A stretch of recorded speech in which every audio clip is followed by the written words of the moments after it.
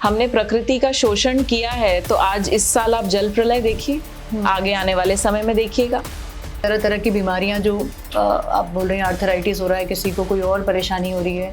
महिलाओं को थायराइड और आर्थराइटिस सबसे ज़्यादा होता है, क्योंकि आज आप जितनी भी रिसर्च देखें साइकोसोमैटिज्म पे या एपिजेनेटिक्स में या इस तरह के जो सब्जेक्ट्स हैं, उसमें आप देखेंगे कि क्योंकि a woman holds on to a lot of emotion, and I am telling you this is a very big mistake we are making as women.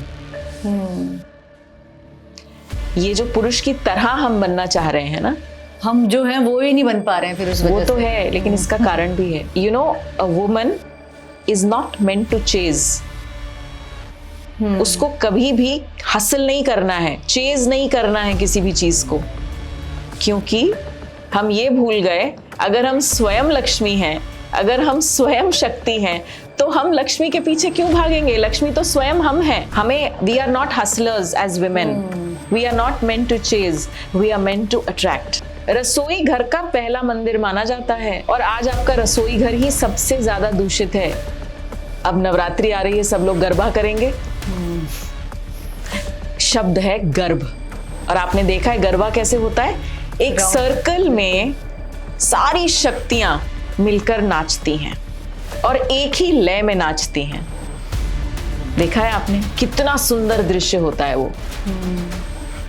इसका मतलब कि गरबा भी कहीं ना कहीं एक क्रिएशन है।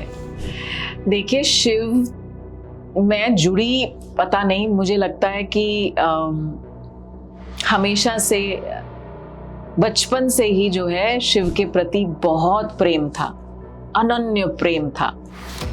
पर पहले वो द्वैत था, अब जाकर ऐसी अनुभूति होती है।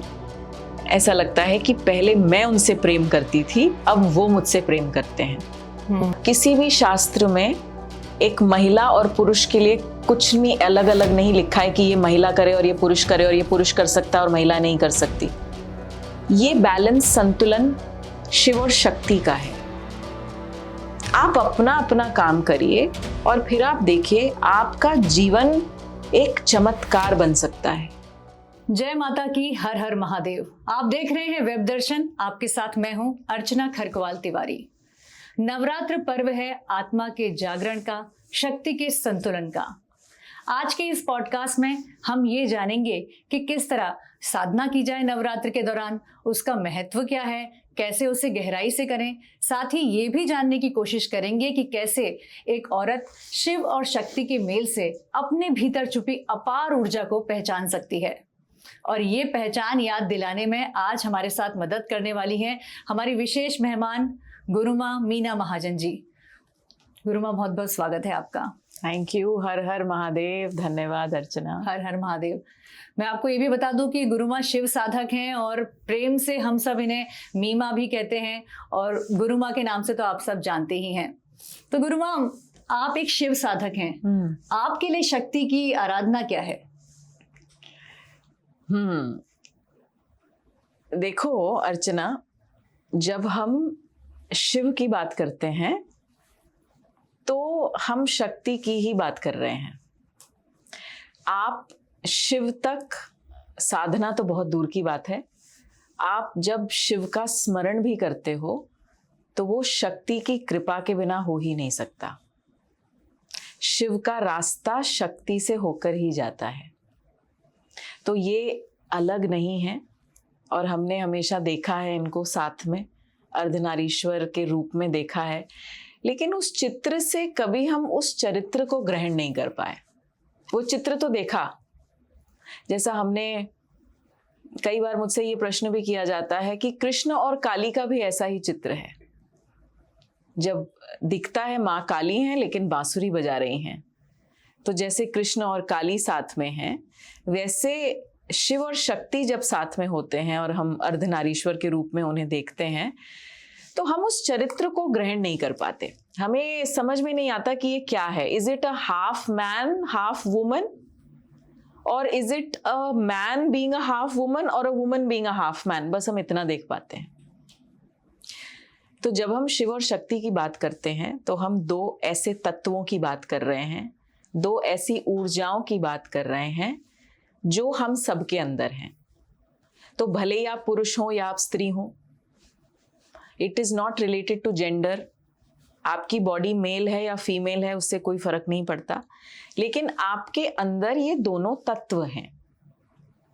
शिव और शक्ति अगर हम आज की आधुनिक व्याख्या करें, क्योंकि अगर अर्चना हम आधुनिक व्याख्या नहीं करेंगे ना तो किसी को समझ में नहीं आएगा कि हम क्या बात कर रहे हैं। तो कई बार लोग कहते हैं अरे ये बहुत हाई लेवल की बात हो गई, समझ में नहीं आई। उसको सहज रखना चाहिए। तो आज जब हम बात करते हैं शिव और शक्ति की, तो सबसे पहले अपने अंदर की बात करें। जब आपके अंदर शिव और शक्ति का ये संतुलन होगा, यानी आपकी राइट साइड, आपकी लेफ्ट साइड, ईड़ा पिंगला, शिव शक्ति है ना, चंद्र और सूर्य, जब इनका संतुलन होगा तो आप बहुत बैलेंस्ड होंगे। ऐसे ही शिव और शक्ति का ये जो एक पूरक बनते हैं एक दूसरे के, कंपटीशन नहीं है, there is no competition between Shiv and Shakti. ये एक दूसरे के पूरक हैं, कंपेटिटर्स नहीं हैं। तो जब हम ये भावना रखते हैं तो हमें समझ भी तो आता है ज्यादा। आज अगर हम यही सोचेंगे कि शिव बहुत अच्छे हैं या शक्ति ज्यादा अच्छी हैं या शिव बहुत ज्यादा बलवान हैं, तो हम कभी समझ भी तो नहीं पाएंगे। समझने के लिए शक्ति कौन है, शिव कौन है, हमारी बुद्धि होनी चाहिए, हमारी चेतना होनी चाहिए। अब ये विकास कैसे होगा, उस लेवल की कॉन्शियसनेस कैसे होगी, जब हम थोड़ा सा स्वयं पर काम करके ये समझेंगे कि हमारे अंदर ही शिव और शक्ति विद्यमान है। ये चेतना हमारे अंदर ही है और ये हमें ये हमें पूर्ण बनाती है, क्योंकि ये स्वयं पूरक हैं एक दूसरे के, तो ये हमें भी पूर्ण बनाते हैं। तो अगर आप शिव के उपासक हैं, अगर आपका कनेक्शन शिव के साथ है, तो ऑटोमेटिकली आप शक्ति से जुड़े हुए हैं। इसको अगर मैं क्वांटम की लैंग्वेज में समझाऊं, Shiv is an unexpressed potential. Shiv अपने आप को एक्सप्रेस ही शक्ति के थ्रू कर पाते हैं। वो ऊर्जा तो शक्ति ही है। शक्ति ही तो सृजन करवाती हैं। जैसे राधा ना होती या राधा की इंस्पिरेशन ना होती तो कृष्ण बांसुरी कैसे बजाते। ऐसे ही अगर शिव तो शव हैं बिना शक्ति के, उनमें जो ऊर्जा डाली जाती है, जो वो अपने आप को एक्सप्रेस करते हैं, जो मैनिफेस्टेशन होती है, वो तो शक्ति ही है। तो शिव को आप बीज मान लीजिए और शक्ति को आप भूमि मान लीजिए। तो जब आप इस बीज को भूमि में डालेंगे तो सृजन तो शक्ति करेगी। बिल्कुल, जैसे पुरुष और प्रकृति जो हम हमेशा कहते हैं, यही है पुरुष और प्रकृति। तो शिव तत्व पुरुष है और शक्ति है हमारी प्रकृति तत्व। तो ये जब दोनों साथ में मिलकर काम करते हैं तो एक संतुलन भी बनता है पूरे ब्रह्मांड में। और हर शास्त्र में इसकी बहुत बात हुई है। बिल्कुल, जो शक्ति के संतुलन की बात आप कह रही हैं, वो किस तरह से करें? आज की अगर हम परिप्रेक्ष्य में बात करें तो एक कहीं ना कहीं लगता है ना कि वो संतुलन, कुछ बैलेंस कहीं कहीं मिस हो रहा है। ये महसूस होता है ना आज की नारी को देख के कि वो थोड़ा सा कंफ्यूज है कि वो अपने प्रोफेशनल गोल की तरफ जाए या फिर वो घर की तरफ अपना ध्यान लगाए, घर के परिवार की जिम्मेदारियां उठाए। तो कहीं ना कहीं मुझे ऐसा लगता है कि वो एक कंफ्यूजन है आज की नारी में।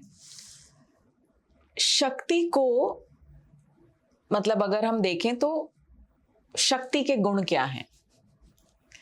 वात्सल्य, करुणा, नर्चर करती हैं, पोषण करती हैं, इसी तरह की चीजें हैं ना। जब हम शक्ति की आराधना करते हैं, या आप मान लीजिए दुर्गा माँ को देखते हैं या लक्ष्मी माँ को देखते हैं या सरस्वती माँ को देखते हैं, शक्ति के किसी भी रूप से जब हम जुड़ते हैं तो हमारे मन में क्या भाव आते हैं बताइए? यही सब है ना। अब अगर हमने नारी को शक्ति स्वरूप मान लिया तो अब जो नारी है उसमें भी यही गुण स्वाभाविक होने चाहिए। मन में करुणा भाव, हृदय में वात्सल्य, है ना। आज आप एक अगर आप सड़क पे भी कहीं जाओ, किसी कंस्ट्रक्शन साइट पे, मैंने बहुत देखा है ये और बड़ा अच्छा लगता है देखकर। एक 6 साल की छोटी सी बच्ची होती है, 5-6 साल की, और वो अपने 9 महीने के भाई को उठाकर घूम रही होती है। ये वात्सल्य है उसका, वो नेचुरल है, नेचुरल है। उसको बोला होगा उसकी माँ ने कि भाई का ध्यान रखो, लेकिन जिस तरह से वो उसका पोषण कर रही है, उसका ध्यान रख रही है, ये नेचुरल है। यानी अगर हम शक्ति को नारी स्वरूप में देखें या नारी को शक्ति स्वरूप में देखें, तो बहुत सहजता से, बिना किसी डाउट के, पहले देखें कि क्या भाव आता है। वी आर द क्रिएटर्स, हम कुछ क्रिएट, प्रजनन तो हम ही से हो रहा है ना। और इसका देखिए ऋग्वेद में हिरण्यगर्भ, उसका वर्णन है। हिरण्यगर्भ मतलब एक गोल्डन वूम्ब। तो अगर प्रकृति में, प्रकृति को हिरण्यगर्भ माना गया, और अगर हम भी अपने आप को ये मानते हैं कि हम उसका विस्तार हैं, तो इसका मतलब हमारे अंदर भी वो गर्भ है जो हम जानते हैं। ठीक है, यानी बहुत बड़ी ये पावर है, बहुत बड़ी पावर है, बहुत बड़ी पावर है। हमारी वूम्ब की पावर, गर्भ की पावर बहुत बड़ी पावर है, जिसको हम जान नहीं पाते। और इसके भी बहुत सारे कारण हैं क्यों नहीं जान पाते। अब देखिए, ये गर्भ वर्ड हमें कहाँ कहाँ मिलता है। गर्भ वर्ड मिलता है गरबा। अब नवरात्रि आ रही है, सब लोग गरबा करेंगे। शब्द है गर्भ। और आपने देखा है गरबा कैसे होता है, एक सर्कल में सारी शक्तियां मिलकर नाचती हैं और एक ही लय में नाचती हैं। देखा है आपने, कितना सुंदर दृश्य होता है वो।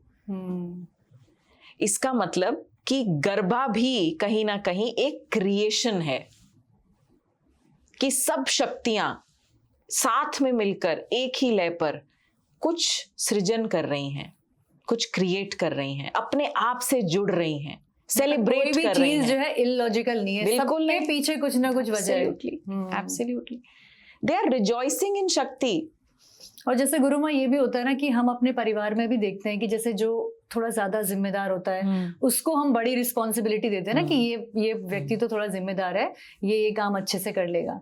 तो कहीं ना कहीं मुझे लगता है अब ये चीज समझ में आती है कि शायद हमारे अंदर ज्यादा वो समझदारी है, हमारे अंदर ज्यादा प्रोटेक्ट करने की क्षमता है, नर्चर करने की क्षमता है, इसीलिए जो है हमें ये रिस्पॉन्सिबिलिटी दी गई है। बिल्कुल। और देखिए, रिस्पॉन्सिबिलिटी वर्ड क्या है, break the word. Responsibility, ability to respond is equal to responsibility. यानी शक्ति में, एक नारी में, एक महिला में, एक स्त्री में, क्योंकि हम स्वयं प्रकृति हैं, हमारे अंदर रिस्पॉन्सिबिलिटी क्यों है ज्यादा? क्योंकि हम में अबिलिटी टू रिस्पॉन्ड है, हम रिएक्ट नहीं करते, सहज हैं, पेशेंस है। आप देखिए, घर में आपके अगर 2 बच्चे हैं, एक बेटी है एक बेटा है, स्वाभाविक रूप से बेटी में ज्यादा पेशेंस होगी, बेटा हमेशा उतावला होता है ज्यादा। तो जो अबिलिटी टू रिस्पॉन्ड है, रिएक्ट नहीं, रिस्पॉन्ड, वो प्रकृति में है। प्रकृति में परिश्रम के साथ साथ प्रतीक्षा भी है। आप देखिए, 9 महीने आप प्रतीक्षा करते हो, बिल्कुल, आप तपस्या करते हो 9 महीने, क्योंकि आपके अंदर एक गर्भ है, गर्भ धारण होता है, गर्भ संस्कार होता है। इसीलिए आपको ये गर्भ दिया गया, क्योंकि आप में वो सृजन की शक्ति है, आपके अंदर वात्सल्य है। आप समझ सकते हो कि आपके अंदर जो आत्मा आ रही है उसका पोषण कैसे करना है। बाहर आने के बाद तो अलग ही है, पर 9 महीने जो आप करते हो, पर क्या आपको पता है क्या हो रहा है? क्या आप उस मानसिक स्थिति में हो कि आप कनेक्ट कर पाओ? आपको पता है आपके अंदर क्या एक चमत्कार घटित हो रहा है? एक छोटा सा सेल कब एक इतना बड़ा बच्चा बन जाता है, ये चमत्कार नहीं है, प्रकृति ही ये करती है और प्रकृति ही साक्षी है। लेकिन हम उस तरह से अपने आप को श्रद्धा पूर्वक देख नहीं पाते। सबसे बड़ी समस्या क्या है, इसको अंग्रेजी में बोलूं तो आज हमारी जितनी भी दर्शक हैं, हमारी जो लड़कियां सुन रही हैं, सेल्फ लव की कमी है। We have started to doubt ourselves. हमारे अंदर ना सेल्फ लव नहीं रहा। अब सेल्फ लव का मतलब ये नहीं है कि आप सैलून जाओ, अपने आप को सजाओ। दिस इज गुड, बहुत अच्छी बात है, ये करना चाहिए। अंदर हम अपने अंतर से प्रेम नहीं करते। और मैंने आपको सुना है कई बार कि आप ये बोलती है कि खुद की माँ बनो।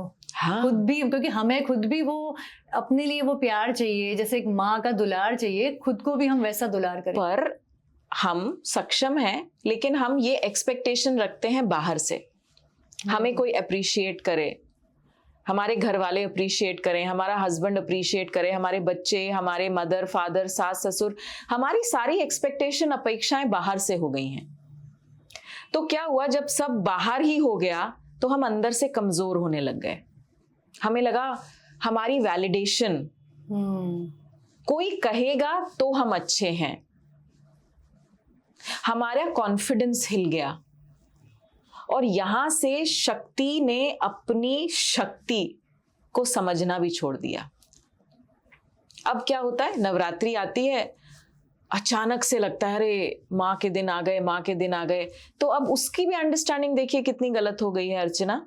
अब वो भी केवल एक रिचुअल बन के रह गया है। एक रिचुअल है, सब लोग गरबा की तैयारी करने लग जाते हैं। और जैसे पूजा पाठ में भी अगर हम जाएं तो जैसे घट स्थापना और जो बाहरी चीजें तो हम कर रहे हैं। मैं आपसे ये भी जानना चाहती हूँ कि हम कैसे एक शक्ति, खुद कैसे शक्ति की आराधना करें, मतलब उसको आप थोड़ा सा डिफाइन करिए। जब ये दिन आते हैं, नवरात्रि आती है, अब आप देखिए जो चातुर्मास है उसमें सारे फेस्टिवल्स शक्ति के हैं। क्यों? कभी सोचा हमने? सारे फेस्टिवल्स आप देख लीजिए, अभी भी महालक्ष्मी का व्रत गया, जो अष्टमी गई, अभी जो पितृपक्ष में अष्टमी आती है उसमें सुहागने व्रत करती हैं। करवा चौथ आएगी, नवरात्रि आएंगी, फिर दिवाली की महासाधना आएगी, अहोई अष्टमी आएगी। आप देखिए, शायद हमारे लिए ये एक मतलब नए सृजन का समय है या एक खुद को जानने क्योंकि का। इस चातुर्मास में प्रकृति बहुत एक्सेप्टेंस मोड में होती है, मिट्टी गीली होती है, कुछ नया करने के लिए प्रकृति तैयार हो रही है। तो यथा पिंडे तथा ब्रह्मांडे, यथा ब्रह्मांडे तथा पिंडे, तो जो वहां घटित हो रहा है वो यहां भी तो घटित हो रहा है। तो क्योंकि आप शक्ति हैं, अब ऐसा नहीं है कि कोई अगर पुरुष हैं तो उनके अंदर नहीं घटित हो रहा, उनके अंदर भी स्वाभाविक रूप से घटित हो रहा है, अगर वो अपने अंदर की प्रकृति को पहचाने तो। लेकिन मूलतः अगर आप एक स्त्री हैं, अगर आप एक नारी हैं, and if you have a woman's body, क्या आपको पता है आपके अंदर खास बात क्या है? आपने अपने आप को मेंटली, इमोशनली इतना टॉर्चर कर दिया, इतना तोड़ दिया अपने आप को, परिस्थितियों को इतना हावी हो करने दिया अपने ऊपर कि अब आपको ये समझ में नहीं आ रहा कि मैं कहाँ खो गई, मेरी आइडेंटिटी क्या है। मैं तो केवल माँ बन के रह गई, मैं तो केवल बहू बन के रह गई। तो 60-70 साल में रियलाइज होता है कि इतनी बीमारियां लग गई, मैंने किया क्या अपने जीवन में। फिर एम्प्टी नेस्ट सिंड्रोम, जिसको हम कहते हैं कि जब बच्चे छोड़कर चले जाते हैं हमें, अब बच्चे बड़े हो गए तो बच्चे जाएंगे, तो फिर एक माँ सफर करती है एम्प्टी नेस्ट सिंड्रोम। उसको लगता है अब मैं क्या करूं, अब मेरी आइडेंटिटी तो मेरे बच्चों के साथ ही थी, अब बच्चे नहीं हैं, खाना क्या बनाना है, क्योंकि सुबह से शाम तक केवल बच्चों के लिए ही तो सब कुछ किया, सुबह से रात तक। पर वो करना भी तो जरूरी है। जरूरी है, लेकिन अपना ध्यान भी तो रखना था। ये तो पता होना चाहिए था कि रोल और रिस्पॉन्सिबिलिटी में क्या फर्क होता है। जो आज आप कर रहे हो वो आपके रोल्स एंड रिस्पॉन्सिबिलिटीज हैं। उसके लिए आपको अपनी आइडेंटिटी को और बढ़ाना चाहिए था, आपने तो उसको क्रश कर दिया। मुझे लगता है यहीं पे हम शायद थोड़ी सी गलती कर रहे हैं, इसीलिए सारी महिलाएं कहीं ना कहीं अंदर से ये सोचती रहती हैं कि हम जो चाहते थे वो नहीं कर पाए, हमने तो अपने परिवार के लिए ही सब कुछ छोड़ दिया। तो वो वाला जो भाव है ना, उससे कई सारे और फीलिंग्स आ जाती हैं, कई रिग्रेट्स आ जाते हैं। और जो जैसा आपने बताया कि अगर जो हमारे मन के विचार हैं या जो दबी हुई भावनाएं हैं वो फिर एक दूसरे रूप में निकलती हैं, तरह तरह की बीमारियां जो आप बोल रहे हैं, आर्थराइटिस हो रहा है, किसी को कोई और परेशानी हो रही है। महिलाओं को थायराइड और आर्थराइटिस सबसे ज्यादा होता है, क्योंकि आज आप जितनी भी रिसर्च देखें साइकोसोमैटिज्म पे या एपिजेनेटिक्स में या इस तरह के जो सब्जेक्ट्स हैं उसमें आप देखेंगे कि क्योंकि a woman holds on to a lot of emotion, वो रिलीज नहीं करती अपने इमोशन को, अंदर बहुत दबा के रखती है, ये भी उसकी प्रकृति है। एक्सप्रेस नहीं करते, या आप ये मान लीजिए हम एक्सप्रेस करना चाहते हैं लेकिन हमारी सुनेगा कौन, या फिर इतने बिजी हैं कि उसको, अब देखिए ये कारपेट बिछा हुआ है, अब आपको लगा कि चलो पॉडकास्ट शूट हो रहा है, तो जो यहाँ कूड़ा था आपने कुर्सी के नीचे कर दिया, पर वो कूड़ा तो है ना है। ऐसे जी रहे हैं हम। एक महिला ऐसे अपना जीवन जी रही है आज, कि क्योंकि इतना काम है एंड इतना कंपटीशन भी है। वर्किंग वुमेन, उनके लिए बहुत कंपटीशन भी है, घर को भी संतुलन रखना है, वर्क लाइफ बैलेंस हर मोर्चे पे है। तो बहुत सारी चीजों को वो एड्रेस नहीं करते, उसको साइड कर देते हैं। बिल्कुल। और जैसा हम जिक्र भी कर रहे थे पहले कि पुरुषों को ये ना लगे कि हम उनके बारे में बात नहीं कर रहे हैं, पर क्योंकि हर पुरुष के अंदर भी एक शक्ति है जी, और हर शक्ति के अंदर एक पुरुष तत्व भी है, शिव तत्व भी है।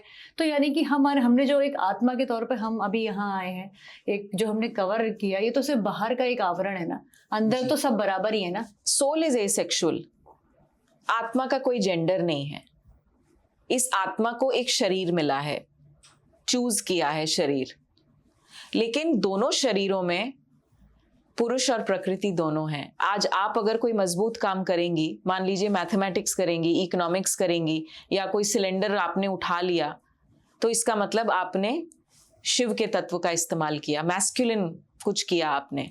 ऐसे ही आज आप देखें कि कितने बड़े बड़े शेफ्स हैं, और आप देखें ज्यादातर मेल शेफ्स हैं। तो वो कौन सी प्रकृति, उनकी प्रकृति तो यही हुई ना कि वो अपनी शक्ति का ज्यादा इस्तेमाल कर रहे हैं। तो ऐसा नहीं है, एक आदमी रोता है तो एक स्त्री, उसकी पत्नी आके उसको चुप कराती है, तो इसका मतलब दोनों में दोनों तत्व हैं और दोनों का संतुलन जरूरी है। तो ये भी गलत है कि तुम आदमी हो, तुम लड़के हो, तुम रो नहीं सकते। क्यों नहीं रो सकते? जरूरी है रोना। इमोशन तो हर व्यक्ति के लिए बाहर निकालना जरूरी है। हाँ। तो यहाँ अगर हम आत्मिक, देखिए जब हम आध्यात्म की बात करते हैं तो सारा ज्ञान आत्मा का है, शरीर का कोई ज्ञान नहीं है। तो जब हम आत्मा से देखते हैं तो सारे कॉन्सेप्ट्स अपने आप ही सहज क्लियर हो जाते हैं। और अक्सर अभी तुम बोल रही थी तो एकदम ध्यान आया कि अर्चना, जब मैं वर्किंग विमेन या कोई बिजनेस विमेन के साथ उनको कुछ सेशन होता है या सत्संग हो रहा होता है, तो मैं हमेशा उनको बोलती हूँ कि देखो, बिजनेस में भी प्रॉब्लम हो रही है, काम में भी प्रॉब्लम क्या हो रही है। और ये आई थिंक बहुत सारी हमारे दर्शकों को समझ आएगा, एंड आई थिंक ये सबके लिए एक बहुत बड़ा ब्रेक थ्रू भी होगा। जब एक पुरुष काम करता है और जब एक स्त्री काम करती है, आज एक महिला ये चाह रही है कि वो पुरुष की तरह काम करे और पुरुष की तरह बने, है ना, पुरुष की तरह कपड़े पहने, पुरुष की तरह व्यवहार करे, पुरुष की तरह चिल्लाए, पुरुष की तरह घर से बाहर रहे, पुरुष की तरह काम करे। And I am telling you, this is a very big mistake we are making as women. ये जो पुरुष की तरह हम बनना चाह रहे हैं ना, हम जो हैं वो ही नहीं बन पा रहे हैं फिर उस वजह से। वो तो है, लेकिन इसका कारण भी है, क्योंकि जिस तरह से एक महिला काम करती है, एक महिला बिजनेस करती है, एक महिला पैसा कमा सकती है, वो पुरुष कर ही नहीं सकता। You know, a woman is not meant to chase. उसको कभी भी हासिल नहीं करना है, चेज नहीं करना है किसी भी चीज को। क्योंकि हम ये भूल गए, अगर हम स्वयं लक्ष्मी हैं, अगर हम स्वयं शक्ति हैं, तो हम लक्ष्मी के पीछे क्यों भागेंगे? लक्ष्मी तो स्वयं हम हैं।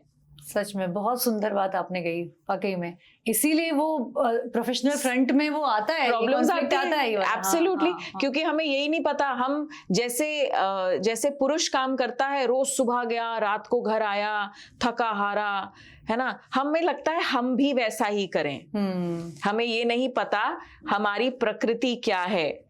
हमें इतना जूझने की जरूरत नहीं है। हमें, we are not hustlers as women, we are not meant to chase, we are meant to attract.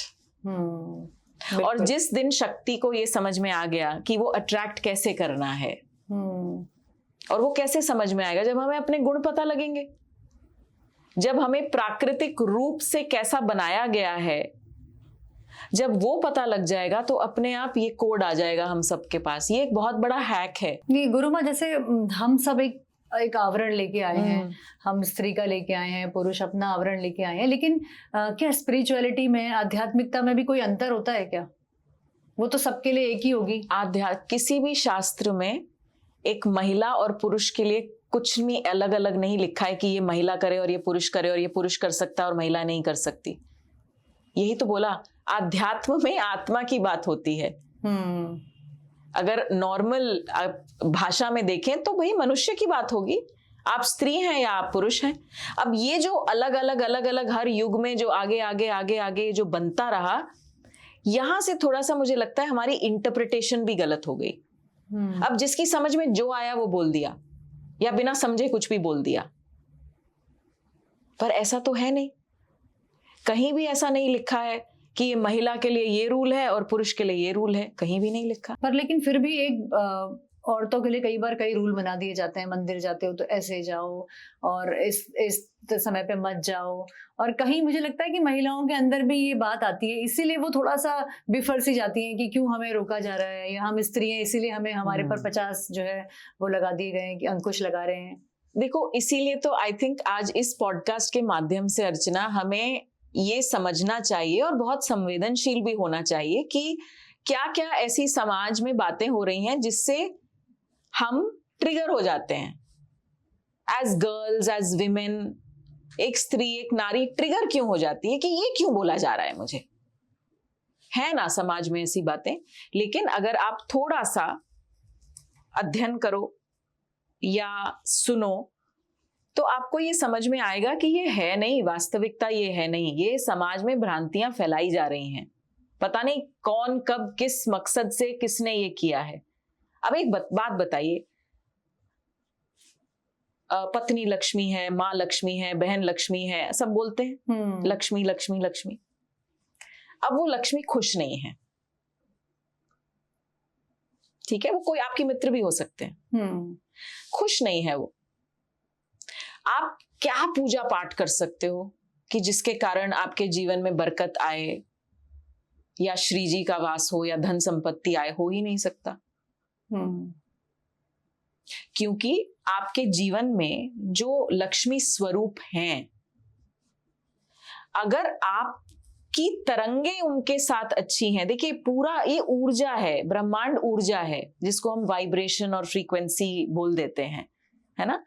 अगर आज आप भी महिला हैं, मैं भी महिला हूं, ठीक है, अगर आज आपको मुझसे अच्छी तरंगे आ रही हैं, आपको मुझसे अच्छी तरंगे आ रही हैं, तो एक अनायास ही एक अंदर से एक नया सृजन हो जाएगा। नया सृजन हो ही रहा है, बिल्कुल, है ना।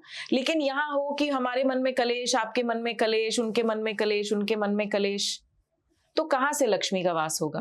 लक्ष्मी केवल धन संपत्ति नहीं होती है, लक्ष्मी को अष्ट लक्ष्मी बोला गया।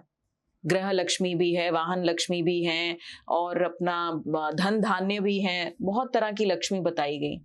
तो इसका मतलब सिर्फ धन संपत्ति, आज करेंसी को हम बोल देते हैं, बहुत बड़े बड़े धनवान देख लिए जो मन से परेशान हैं, बहुत बड़े बड़े धनवान देख लिए जिनके घर में इतना कलेश है और जो छुपाते फिरते हैं, तो उसको आप वास्तव में एक अमीर इंसान नहीं बोल सकते।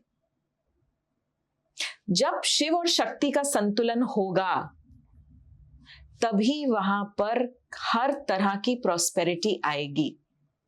त्योहारों पर भी यही संदेश है अब नवरात्रि आ रही हैं, अब एक जना कोई बस अपना कुछ एक रिचुअल कर रहा है, कोई कनेक्शन नहीं है, बच्चे इधर। कितने परिवारों में तो मैंने ये भी देख लिया कि एक बेचारी माँ ही, बूढ़ी माँ करती रहती है और बच्चे अपने अपने काम में लगे हुए हैं, नॉन वेजिटेरियन फूड भी चल रहा है ना। क्या ये दकियानूसी बात, प्याज भी मत खाओ, लहसुन भी मत खाओ, क्या है ये 9 दिनों में, क्या है, भगवान तो रोज होते हैं। हर तरीके के कुतर्क दिए जा रहे हैं। ठीक है, लेकिन समझदार शक्ति वही है जो ये समझे कि ये जो मेरा घर है, ये मेरा ब्रह्मांड है। यहां एक रेखा है, लक्ष्मण रेखा। सबको इस मर्यादा में रहना होगा। मेरे घर की एक गरिमा है, मैं शक्ति हूं। जिस दिन ये हमारे भीतर एक कॉन्फिडेंस आ जाएगा, उस दिन आप देखिए आपका घर स्वर्ग बन जाएगा। तो गुरु माँ, अपने ब्रह्मांड को या अपने परिवार को कैसे हम बैलेंस करें? किस तरह से अपने बच्चों में, अपने घर की ऊर्जा को अच्छा करें, उनके अंदर, बच्चों के अंदर संस्कार डालें, कैसे किस जिम्मेदारी को निभाएं? सबसे पहले तो अपने कंधे ये जिम्मेदारी और रिस्पॉन्सिबिलिटी वर्ड से कर दीजिए मुक्त, कि मेरे पर इतनी जिम्मेदारी है, मैं कितना रिस्पॉन्सिबल हूं, कितना कुछ करना पड़ता है। देखिए, आपने अपनी परदादी दादी को सब करते हुए देखा है, और वो बहुत सहज से खुश भी रहती थी, पूरा दिन काम भी करती थी। ठीक है, अनपढ़ थी लेकिन बहुत अच्छे से पूरे घर का खर्चा चलाती थी, कभी भी कम नहीं पड़ा। आज भी मुझे याद है कि जब ऐसे स्मरण आता है, कभी स्मृति आती है, तो अब हम सबकी दादियां नानियां तो हैं, मतलब एजुकेटेड, जो आज लिटरेसी जिसको कहते हैं, वो तो स्कूल कॉलेज तो गए नहीं। लेकिन आप देखिए, जब प्रेस वाले का हिसाब होता था, 25 पैसे का साड़ी, 25 पैसे का ये, 1 रुपए का ये, और एकदम बराबर जोड़ के और प्रेस वाले को पैसे जो ऑनलाइन पेमेंट कर रहे हैं, हमसे शायद गलतियां हो जाएं, पर उनसे कभी नहीं होती थी। कैसे? क्योंकि उनको बोध था अपनी शक्ति का। उनके दिमाग में, दिल में कोई कॉन्फ्लिक्ट नहीं था कि मेरा अस्तित्व, मेरा अस्तित्व।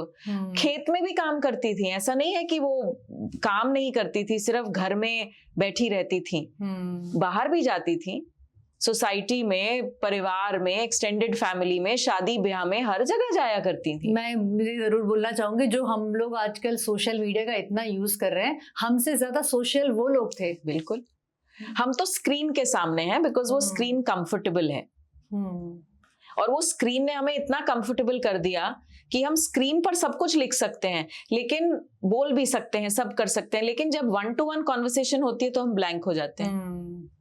आज मित्र नहीं है, आज दोस्त नहीं है, आज परिवारों में मिलना जुलना नहीं है। ये कैसा समाज है? आज अपने ही घर में आप देखिए, पूजा चल रही है, बच्चे घर नहीं आए, देखते हैं ना, आए दिन मैं ये देखती हूं। तो मुझे लगता है कि ये सब हमारे हाथ में है। और एक बात मैं बोलूं अर्चना, इतने साल हो गए, महादेव की इतनी असीम कृपा है, शक्ति का इतना आशीर्वाद है कि मैं कोई भी शब्द वो नहीं बोलती जो या तो मैं स्वयं को फॉलो, या तो मैं नहीं करती ना, जैसे कि बस अपने पढ़ी लिखी बातें बोल दी। मैं वही बोलती हूँ जो मैंने फॉलो किया हो, नंबर 1।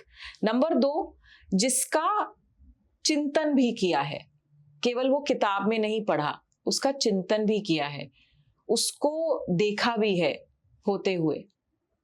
तो जब एक शक्ति इधर से उधर से, एक थोड़ी शक्ति उसको दे दी, थोड़ी शक्ति उसको दे दी, एक रिमोट उसके हाथ में पकड़ा दिया, एक रिमोट उसके हाथ में पकड़ा दिया, बटन दबा रहे हैं लोग, आप परेशान हो रहे हो, कभी खुश हो रहे हो। आज आपसे सबके रिएक्शन, सबके रिस्पॉन्स से हम जो है परेशान हो बस किसी ने अच्छे से बात कर ली तो आज आपका दिन अच्छा चला गया, किसी ने आज बात नहीं की तो आप पूरा दिन सोच रहे हो कि क्या हो गया, आपका मूड ऑफ हो गया, है ना। अब आप ये देखो, आपके सारे इमोशंस आपके शरीर में जाते हैं, ठहरते हैं, हर सेल में जाते हैं। तो या तो आपके इमोशंस इतने अच्छे हों कि आपका शरीर अच्छा रहे, या फिर आप इतना लोड ले रहे हो, इतना परेशान हो रहे हो, मुझसे कोई बात नहीं करता, मुझे कोई पूछता नहीं, मुझे कोई अप्रिशिएट नहीं करता, ना घर में ना ऑफिस में। उससे क्या होगा, आपको अर्थराइटिस जैसी बीमारियां, थायराइड जैसी बीमारी, अब तो साइंस भी प्रूव कर चुका है that emotions are connected to your body. Exactly, है ना। अब हमें अपनी शक्ति को कहीं ना कहीं पहचानना पड़ेगा। जैसा आपने कहा, एक मुझे लगता है कि संभाव एक आना चाहिए कि हर परिस्थिति के लिए हमारे भाव इतनी तेजी से ना बदलें, हम बस एक रिएक्ट ही ना करते जाए ना। तो वो हम कैसे डेवलप करें अपने अंदर? अब ये जो आप आपका जो सवाल था कि ये जो मेरा ब्रह्मांड है, मेरा परिवार है, बिल्कुल, उससे बड़ा हुआ तो समाज हो गया, उससे बड़ा हुआ तो देश भी हो गया। तो हम क्यों सीमित रहे सिर्फ अपने परिवार तक? अब आज हम बोलते हैं कि भाई हर महिला को बोर्ड रूम में होना चाहिए। कहां से जाएगी वो बोर्ड रूम में? अब ये शुरुआत कहां से हो रही है? यहां से। परिवार को भी आप तब संचालित कर पाएंगे जब आप स्वयं पर ध्यान देंगे, जब आपको अपनी शक्ति का बोध होगा, जब आपको ये पता है कि आपको अपने साथ कैसा समय बिताना है। अब थोड़ा सा पीछे जाते हैं। आपने देखा एक महिला जल्दी उठती थी, नहाती धोती सब अच्छे से करके,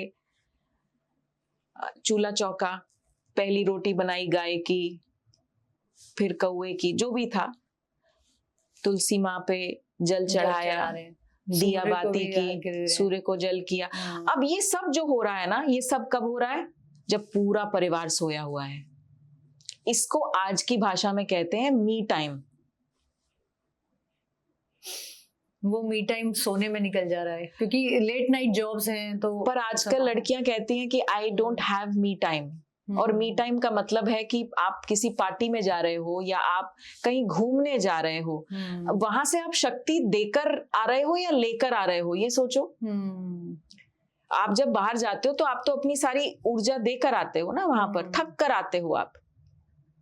लेकिन अगर आप सुबह जब सब सोए हुए हो तब आप जल्दी उठकर ऊर्जा ले रहे हो, आप प्रकृति से कनेक्ट कर रहे हो। अब पुराने यही गांव में यही होता था ना कि भाई उठे, गाय को चारा डाला, कुत्ते को रोटी डाली, कौवे को रोटी डाली, हर चीज टाइम से होती थी। कुएं से पानी निकाला, लेकर आए। अब सब उठे तो सब रेडी। वो है शक्ति। अब आज आधुनिक काल है तो आप थोड़ा सा कुएं से तो जल नहीं निकालना आपको, लेकिन कुछ पढ़िए, कुछ अच्छा करिए, कुछ मेडिटेट करिए।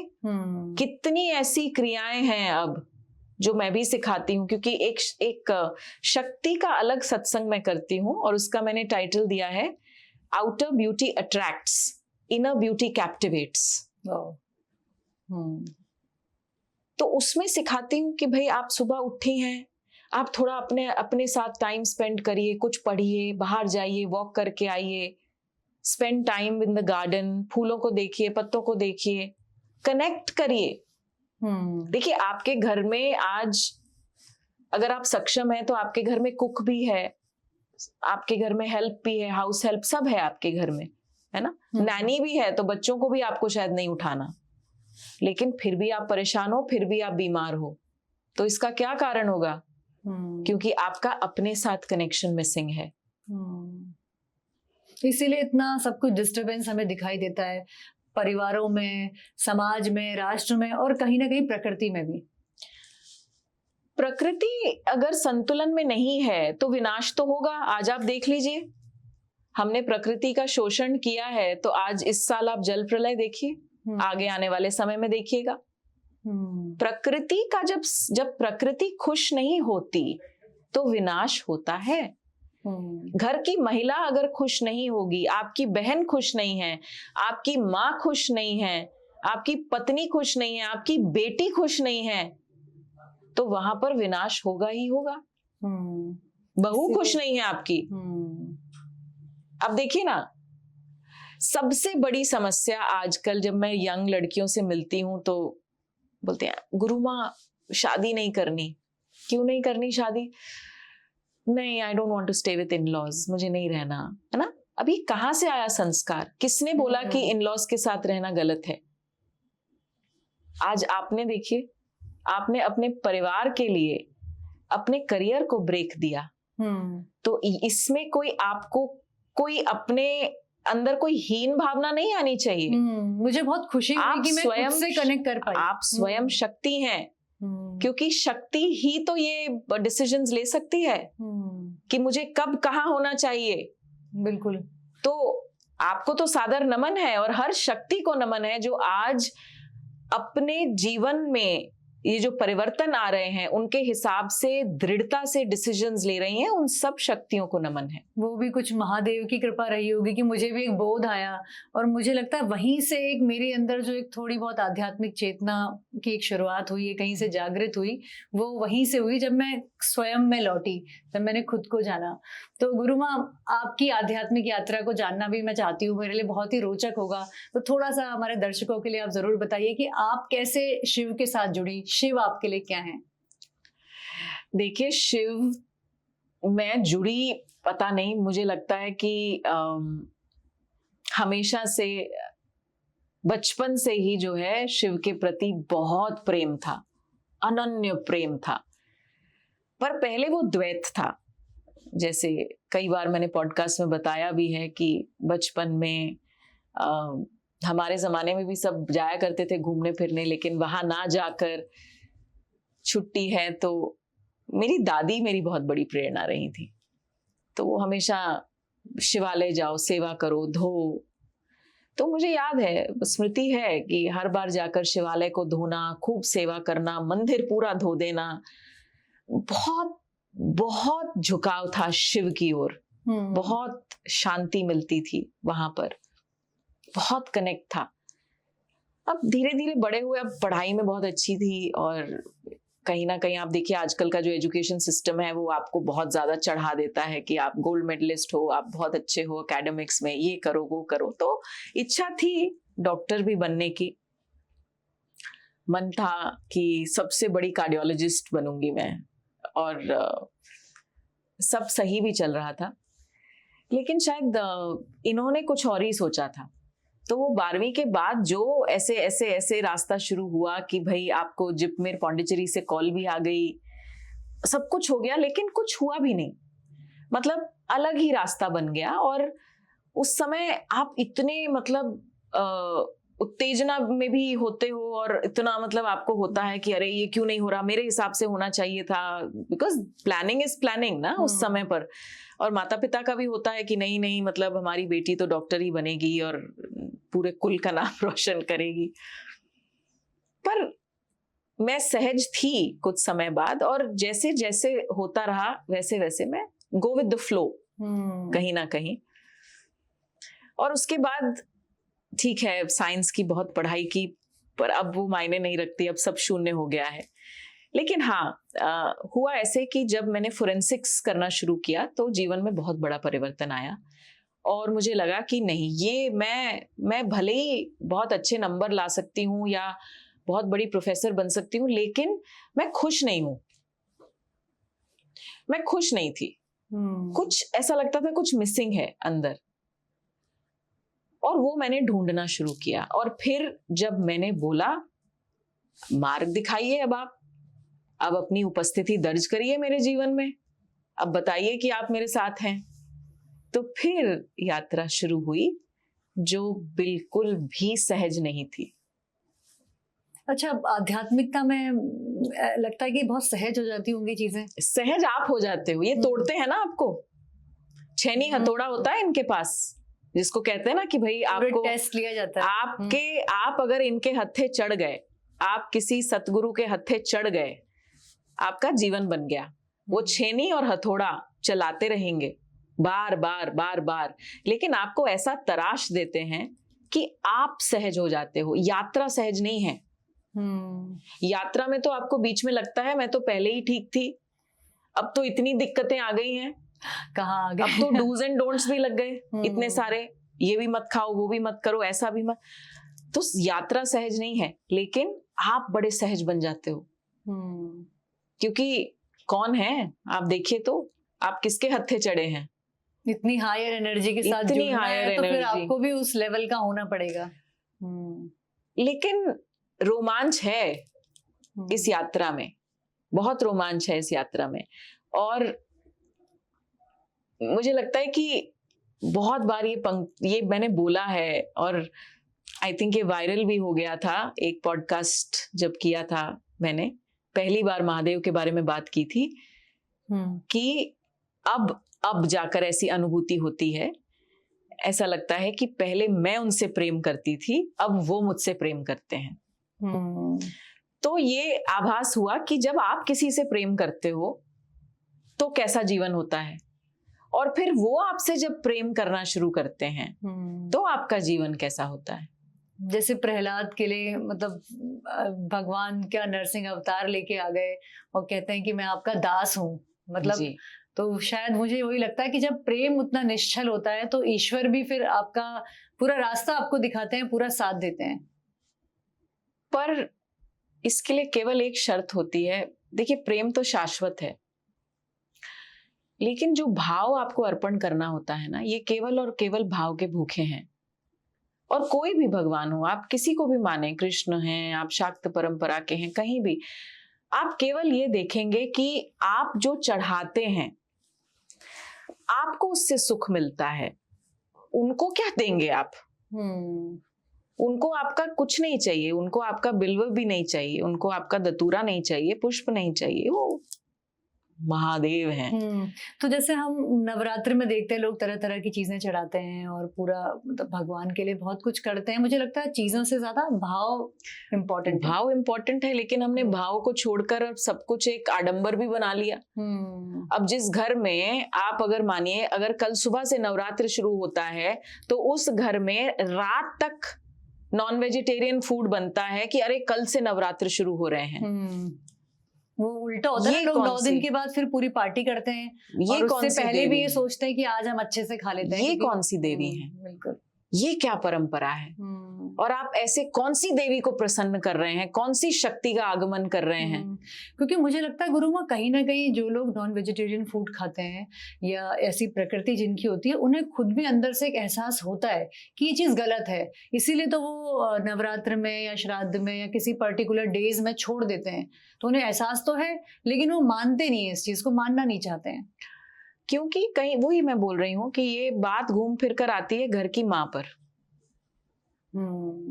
शक्ति पर।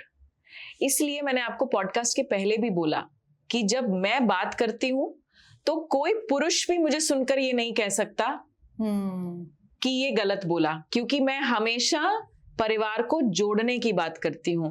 मैं पुरुष हो या प्रकृति, उन दोनों को अपनी अपनी रिस्पॉन्सिबिलिटीज का एहसास दिलाती हूं। ये रिस्पॉन्सिबिलिटी शक्ति की है। रसोई घर किसके हाथ में है? उसके हाथ में है। रसोई घर का पहला मंदिर माना जाता है। और आज आपका रसोई घर ही सबसे ज्यादा दूषित है। रसोई घर में अगर पुराने आप देखें अपने पूर्वजों को, पितृपक्ष चल रहा है, हम पूर्वजों की बात कर रहे हैं, आप याद करिए, नंगे पैर आओ रसोई में, बिना नहाए आप नहीं आ सकते। सबसे पहले जो रोटी बनेगी वो गऊ की रोटी बनेगी। ये क्यों था? आज उन्हीं कुछ छोटी छोटी चीजों की व्यवस्थाओं की वजह से आज हम यहाँ बैठे हैं। आज आपके घर की रसोई इसीलिए चल रही है क्योंकि आपकी दादी ने ये सब किया है। कुछ थोड़े बहुत संस्कार जो हमारे पास रह गए, आज हम इसीलिए ये सब बात कर पा रहे हैं। आज हम हमारे ऊपर इतनी कृपा इसीलिए है क्योंकि हमारे पूर्वजों ने कुछ सही किया है। हम उसको गलत कर रहे हैं। अब हम ये नहीं समझ रहे हमें भी पूर्वज बनना है किसी का। तो मेरा सवाल आज केवल इतना है, इस पॉडकास्ट के माध्यम से पितृपक्ष चल रहा है, ठीक है, ये तो तय बात है कि आपके पूर्वजों ने कुछ तो सही किया जिस वजह से आज आप यहाँ पर हैं, सुखी हैं, ठीक है। आपको भी पूर्वज बनना है। आप क्या कर रहे हो? आप किसके पूर्वज बनोगे? आप अपने बच्चों के पूर्वज बनोगे, उनके बच्चों के पूर्वज बनोगे। तो क्या आप सब कुछ सही कर रहे हैं? आप अपने घर पर देखिए, अपनी रसोई में देखिए, शक्ति तो इतना कर सकती है। शक्ति का मतलब है आपका अपना घर, आपका परिवार, और ये डोर है घर की स्त्री के हाथ में, घर की मां के हाथ में। हमें उल्टा लगता है। माँ बताती है ना पिता कौन है। भाई जब बच्चा पैदा होता है माँ और बच्चे का तो संबंध है, लेकिन जब बच्चा बड़ा होता है माँ ही तो बताती है कि बेटा ये तेरा पिता है, ये तेरी दादी है, ये तेरे दादा हैं। हर चीज का बोध एक बच्चे को माँ ही देती है। तो माँ पहली गुरु हुई, प्रथम गुरु। तो फिर बाद में हम अपनी रिस्पॉन्सिबिलिटी कैसे झाड़ लें ये कह के कि भाई ये मेरे दायरे में नहीं है, अब ये तुम करो। और आज की माएँ थोड़ा बच्चों से परेशान भी हैं, खास तौर से जिनकी टीनेजर बच्चे हैं, तो क्योंकि सोशल मीडिया का इतना इम्पैक्ट हो चुका है और एक सब चीजें रिवर्स हो गई, उन्हें खुद ही समझ नहीं आ रहा है कि हम कैसे हैंडल करें। उनको आप क्या सलाह देंगी? उनके लिए ये सलाह है कि देखिए शक्ति जो आधुनिक युग आ गया है और अब और भी ज्यादा तेजी से सब बढ़ रहा है, हमें अपने आप को अपग्रेड करना पड़ेगा, हमें अपनी स्किल्स को अपग्रेड करना पड़ेगा। टेक्नोलॉजी से बच नहीं सकते हैं, नहीं बच सकते। कितना बचेंगे आप? हाँ, उसका साथ देना चाहिए हमें, एकदम उन्हें मना करना चाहिए? एकदम नहीं, पर आपके हाथ में आपका घर है, अनुशासन है, आपका अनुशासन चलना चाहिए। तो आप कमजोर क्यों पड़ जाती हैं अपने बच्चों के आगे? आपको बोलना चाहिए ठीक है स्क्रीन टाइम है, लेकिन भाई दिन में 2 घंटे screen time, you are allowed, but only 2 hours, not more than that. पर ये टाइमिंग तो आपको फिक्स करना पड़ेगा, अनुशासन तो आपको रखना पड़ेगा, अपने घर की मर्यादा आपको बनानी पड़ेगी, अपने परिवार की मर्यादा आपको बनानी पड़ेगी। और आजकल पेरेंट्स थोड़ा सा इस बात से संकोच करते हैं कि बच्चों को मर्यादा में नहीं रखना चाहते, मतलब थोड़ी छूट दे रखी है बच्चों को, अनुशासन में नहीं रखना चाहते। हर चीज जो बच्चे मांगते हैं उन्हें मिल जाती है, मिल जाती उन्हें लगता है कि जो हम नहीं कर पाए वो, या जो हमें नहीं मिल पाया इस एज में, हमारे बच्चों को मिले। उसका परिणाम तो भुगत ही रहे हैं और आगे और भी भुगतना पड़ेगा।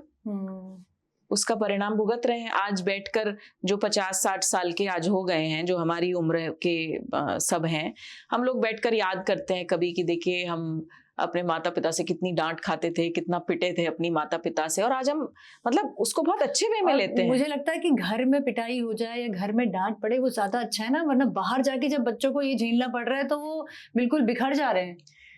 उनको आदत ही नहीं है ना, इतना ओवर पैम्पर किया जा रहा है, इतना ज्यादा ओवर पैम्पर किया जा रहा है कि आज बाहर उनसे कोई तेज आवाज में भी बात कर लेता है तो उनको समझ में भी नहीं आता क्या करें, कैसे रिएक्ट करें।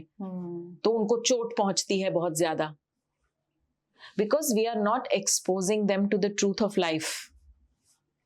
जीवन जीने के लिए उनको सामर्थ्यवान बनाइए। आज पैसा पैसा उनके लिए सब छोड़ के जाना है, उनके नाम वसीयत करनी है, करोड़ों का बिजनेस उनके नाम छोड़कर जाना है, ठीक है, संस्कार छोड़कर जाना है, ये कोई नहीं सोच रहा है।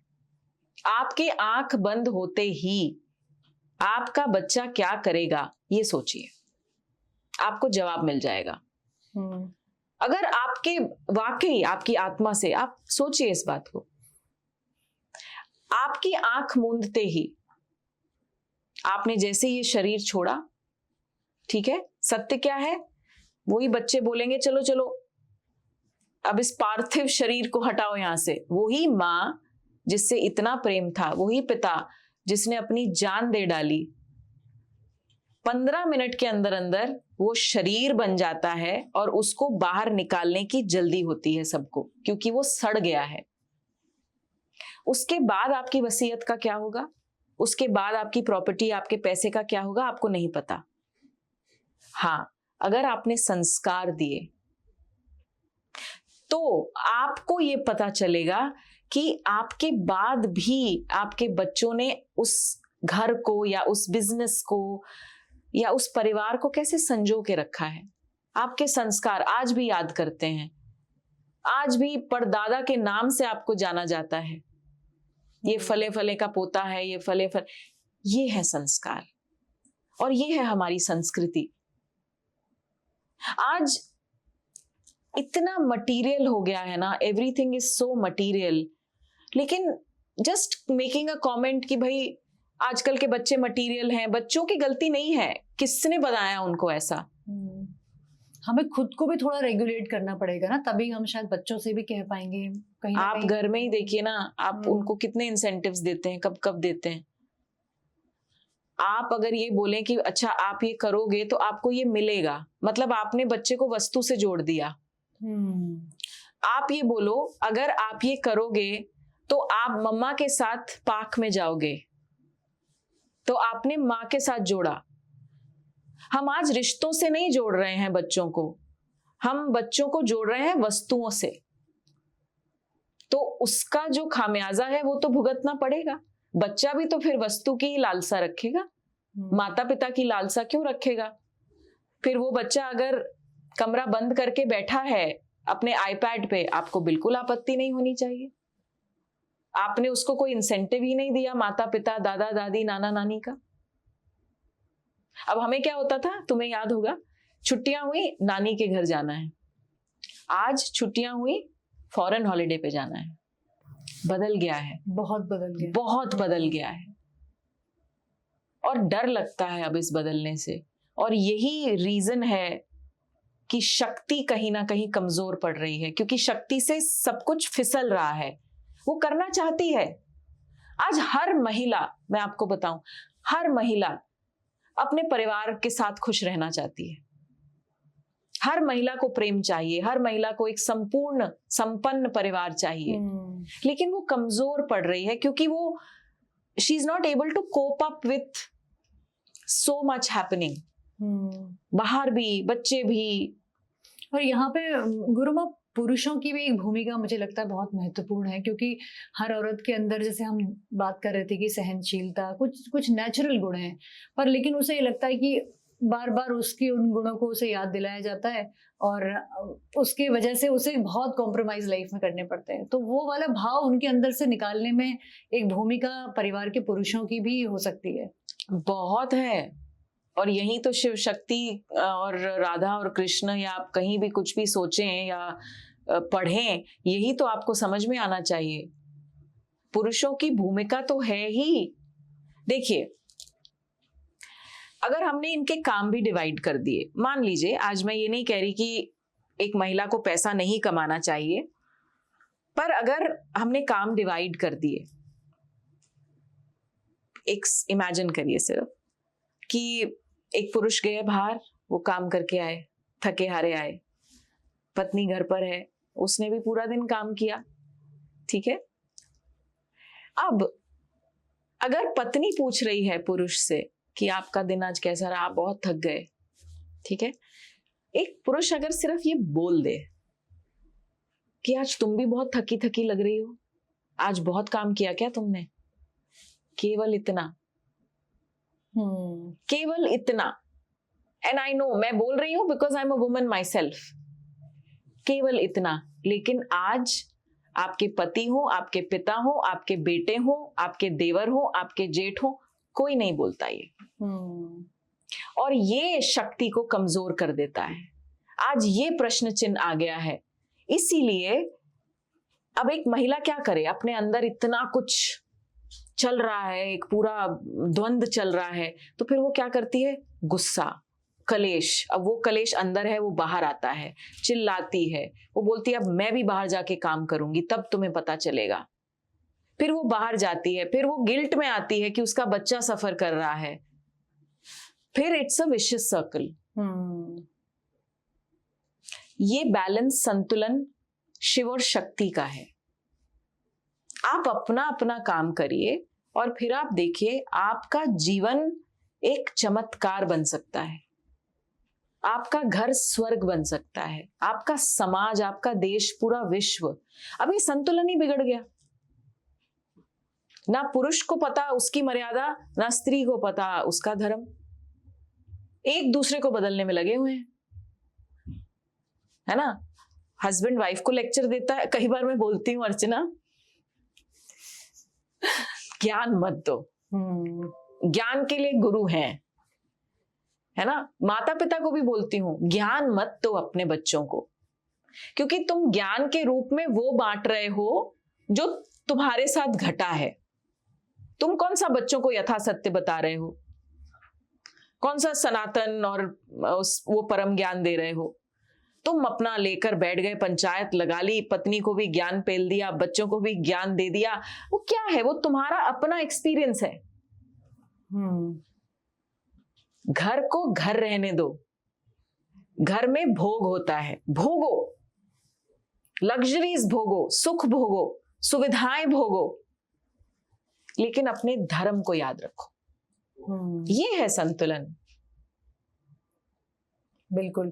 तो एक स्त्री का धर्म ये है कि वो अपने जो नेचुरल जो उसके प्राकृतिक गुण हैं उसको जाने, उसको समझे। और इसी सुंदर बात के साथ हम आज की चर्चा को यहीं पर विराम देंगे। गुरु माँ, आपने इतने सुंदर तरीके से और इतनी सार्थक चर्चा को आज हमारे दर्शकों तक पहुंचाया। आपका तहे दिल से बहुत बहुत धन्यवाद। हर हर महादेव। हर हर महादेव। या देवी सर्वभूतेषु विष्णु मायेति शब्दता। नमस्तस्यै नमस्तस्यै नमस्तस्यै नमो नमः।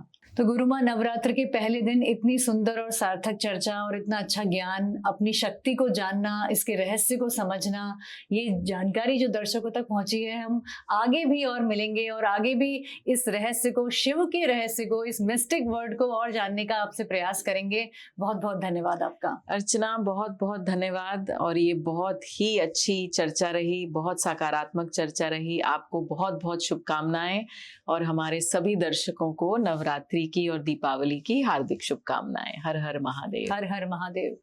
तो दर्शकों, उम्मीद है आज के इस पॉडकास्ट से आपने भी बहुत कुछ सीखा होगा। कैसा लगा आपको हमारा ये पॉडकास्ट? प्लीज हमें जरूर लिखिए कमेंट में, अपने विचार हम तक जरूर शेयर करिए। हम आगे और भी अच्छे सब्जेक्ट और भी अच्छे कंटेंट आपके लिए लेकर के आएंगे। तब तक के लिए नमस्कार।